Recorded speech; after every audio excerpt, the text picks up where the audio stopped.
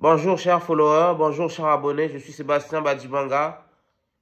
Sujet du jour, les pensées limitantes, les complexes d'infériorité sont les causes de l'échec de la communauté noire partout dans le monde.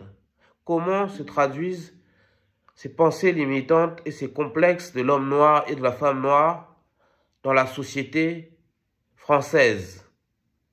Mais cela se voit également partout où se trouvent les Noirs dans le monde. À cause de l'esclavage et de la colonisation, l'homme noir, avec un grand H, a perdu son âme, a perdu son identité.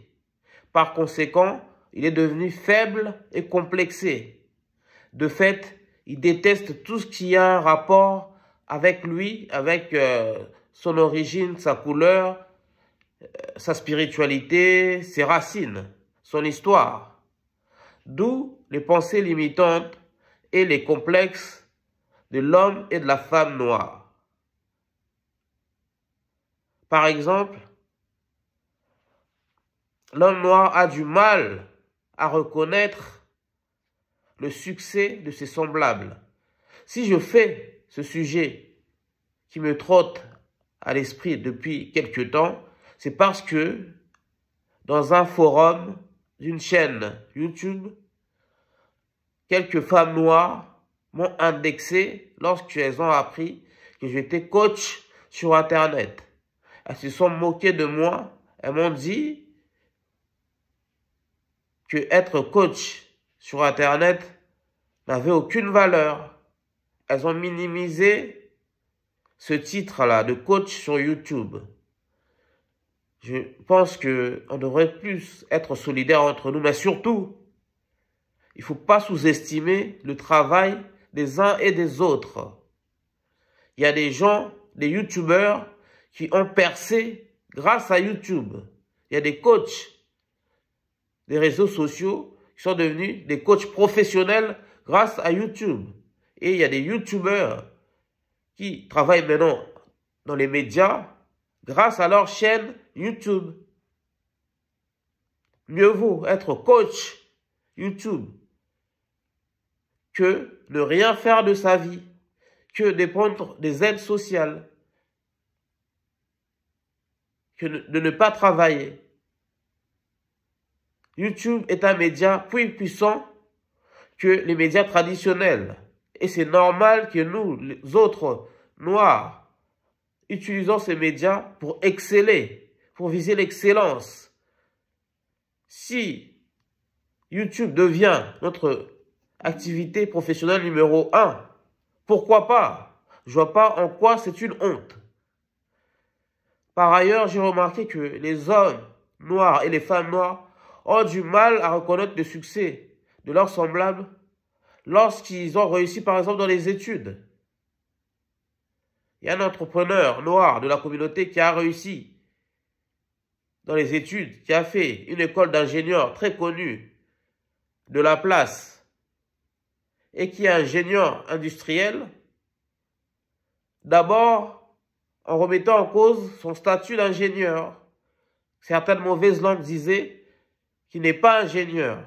Mais lorsqu'ils ont fouillé, ils ont retrouvé son CV sur LinkedIn et ils ont vu que ce monsieur figurait sur le site officiel des ingénieurs de France. Au lieu de dire non, on s'est trompé et on reconnaît que l'homme excelle dans son parcours universitaire, non. Tout ce qu'ils ont trouvé à dire, c'est que ses expériences professionnelles n'étaient pas probantes. Le monsieur a travaillé, par exemple, chez Areva. Et le fait qu'il soit acheteur, c'est Areva, ne veut pas dire qu'il est commercial chez SFR. Et voir les gens de notre communauté dénigrer ce monsieur juste parce qu'il dit qu'il est ingénieur et qu'il est effectivement ingénieur et qu'il a travaillé chez EDF, Areva, etc. Et l'homme noir minimisait ça. C'est ridicule lorsqu'on sait que les hommes noirs ne font pas d'études, ou très peu.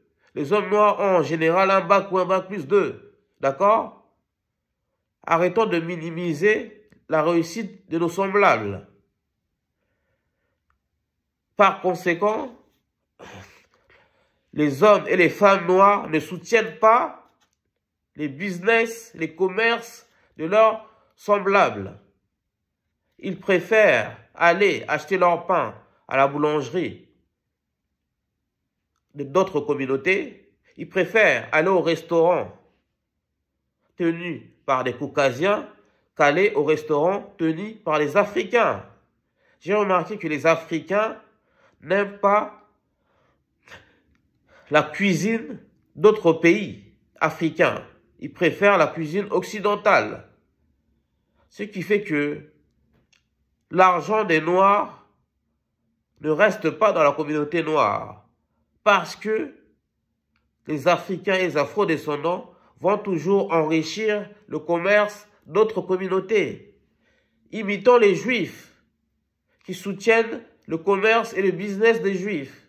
L'argent des Juifs reste pendant longtemps dans la communauté juive avant de sortir et d'aller enrichir d'autres communautés. Ce complexe d'infériorité-là, ces pensées limitantes des hommes et des femmes noirs se voient également à l'université. Moi, j'ai fait toutes mes études en France, si ce n'est la primaire. Donc j'ai fait le collège ici, le lycée ici, j'ai fait la fac ici, et ensuite j'ai fait une grande école de journalisme ici aussi. Et j'ai remarqué que les Noirs en général n'aiment pas travailler avec des Noirs. Lorsqu'il faut faire un exposé ou il faut faire une fiche de lecture en groupe, l'homme noir ou la femme noire préfère se mettre avec des Caucasiens, avec des Français d'origine, au lieu de se mettre entre eux. Et parce que ils ont ce complexe d'infériorité sur les Caucasiens, sur les Blancs, sur les Français d'origine autochtone. Car les Noirs ont un complexe de supériorité sur leurs semblables et un complexe d'infériorité sur les autres communautés. Les Noirs pensent que les Noirs sont moins intelligents, moins brillants que les Caucasiens, par exemple. Ce qui fait que les Noirs, même sur le plan de la solidarité, sont divisés. Les Noirs ne sont pas solidaires entre eux. Et les Noirs d'Afrique, par exemple, préfèrent toujours qu'on leur donne le poisson au lieu de leur apprendre à pêcher. C'est à cause de ces pensées limitantes-là que le noir ne crée pas des commerces, que le noir n'entreprend pas, que le noir n'investit pas son argent et que le noir se contente du strict minimum, se contente du Western Union que sa famille immigrée en France lui envoie, au lieu d'aller chercher du travail.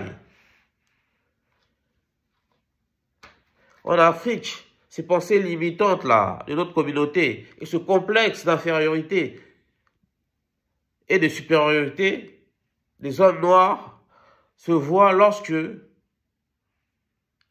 les Caucasiens arrivent au pays et ils sont moins diplômés que nous autres noirs, mais on leur met quand même dans des hautes fonctions.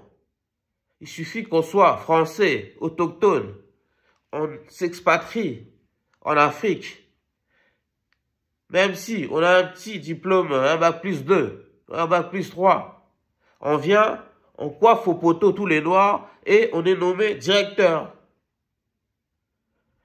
Les Africains aiment bien être dirigés par des Blancs, au lieu de nommer leurs semblables expérimentés, aussi diplômés. Ces complexes d'infériorité et ces pensées limitantes, en fait, bloquent les Noirs, en fait, font que nous sommes toujours colonisés en 2025. Parce qu'il y a des chaînes dans notre cerveau qui nous empêchent de nous affranchir de la tutelle des Occidentaux. Même si l'esclavage et la colonisation c'est terminé, on continue de croire qu'on est plus faible que les autres. On n'a pas les forces psychologiques et physiques pour développer l'Afrique.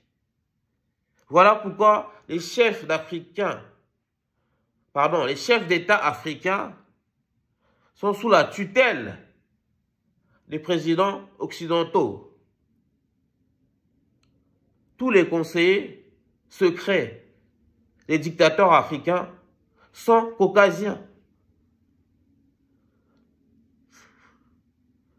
Et en 2024, on a vu quand même quelques pays tenter de se libérer, de s'affranchir de cette autorité occidentale, comme le Mali, comme le Gabon, comme le Burkina, où il y a eu des coups d'État, mais c'était plutôt des révolutions. Mais ce complexe de l'homme noir, ces pensées limitantes de l'homme et de la femme noire font que les Noirs ont tendance à laisser la place aux Caucasiens pour les diriger. Les Noirs n'aiment pas être dirigés par les Noirs. Ce qui fait que lorsque les Noirs s'associent pour créer une entreprise, dans ces entreprises, parce que moi j'ai travaillé dans des entreprises françaises dirigées par des Noirs et créées par des Noirs. Et dans ces entreprises, j'avais la majorité d'employés qui étaient noirs. Mais il y a toujours un problème d'entente, il y a toujours un problème de solidarité, il y a toujours un problème de paiement de salaire. Il y a toujours un problème de management et il y a toujours un problème de complexe d'infériorité. Moi, dans le monde de l'entreprise, j'ai souffert à cause des cadres, des dirigeants noirs en France. Et mon expérience a tellement été mauvaise dans des entreprises créées et dirigées par des Noirs que je me suis dit que je ne travaillerai plus dans ce genre d'entreprise.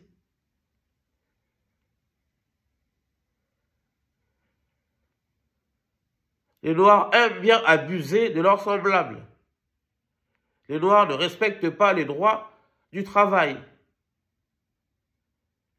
Je me souviens, dans une entreprise dirigée par un Noir et créée par ce dernier, on était payé en retard et lorsqu'on tombait malade, on n'avait que 2 jours pour envoyer notre certificat médical. Et si le certificat médical n'arrivait pas en temps et en heure, il nous retirait un tiers de notre paye. Vous vous rendez compte? Un tiers de notre paye. Alors, quelles sont les conséquences de ces pensées limitantes, de ces complexes des Noirs? C'est d'abord et avant tout la division de notre communauté. La communauté noire de France est divisée. Les Noirs se définissent en tant que Congolais, en tant que Camerounais, en tant que Maliens, en tant que Sénégalais, mais ne se définissent jamais en tant qu'Africains. Or, notre couleur et notre histoire doivent suffire pour nous rassembler. Mais ce n'est pas le cas, à cause de ces pensées limitantes, à cause de ces complexes d'infériorité. Il n'y a pas une seule association noire digne de ce nom capable de défendre le droit des Noirs. Les Juifs ont le CRIF, par exemple. Et en France, il n'y en a pas un CRIF noir, non. Les Juifs ont un bon lobby puissant sur tous les domaines. Les Noirs n'ont pas de lobby. C'est pas SOS Racisme ou le CRAN qui vont défendre les droits des Noirs. En France.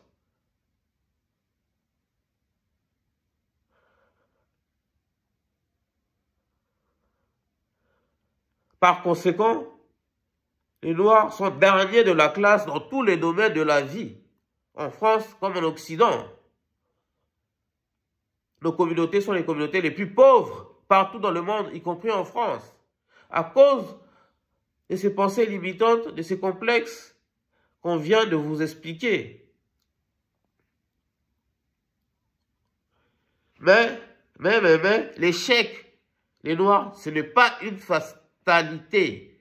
Je vais le répéter. L'échec n'est pas une fatalité. Tout est un problème de mindset, de mentalité, d'état d'esprit. Libérez-vous de ces chaînes qui sont dans vos têtes, qui vous emprisonnent, qui vous empêchent d'avancer, d'exceller, de viser l'excellence, d'entreprendre, de créer des associations. Il faut se libérer définitivement de ces chaînes mentales, psychologiques. S'il faut voir un psy, allez voir un psy. S'il faut se former, faites des études, achetez des formations.